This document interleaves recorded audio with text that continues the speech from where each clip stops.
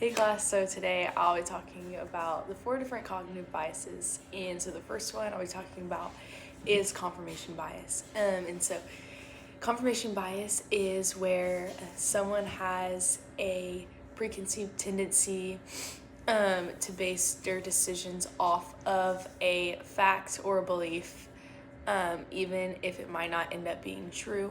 And so my example for this would be I believe people who grew up playing sports, not necessarily better, but that they're more tough, and they have a lot more of the qualities that I like in someone. And so when I tend to look at my friends, they are people who grew up playing sports and people who I see as tough, and determined and willing to work hard at things. So this is my confirmation bias, that I think that they're already a better human, if you will, because they played sports younger.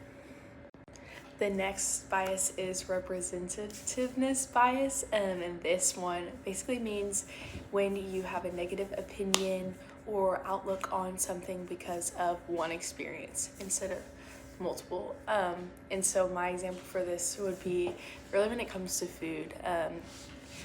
Avocado and coffee, for an example, I hated when I was little, and so I never wanted to try them again until I got to college, actually. And coffee is a huge thing, and everybody has avocado. It's a big thing now.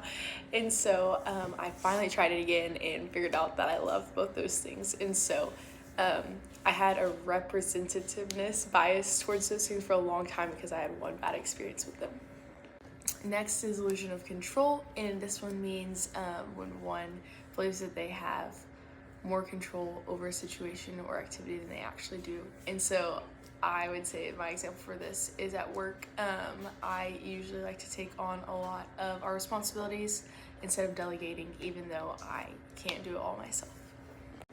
The last cognitive bias is escalating of commitment, and this means when a project or something is failing, you keep continuing to put more and more into it. And so my example for this would be actually a paper that I had written. My idea was not good, and I kind of knew that, but I still went with it.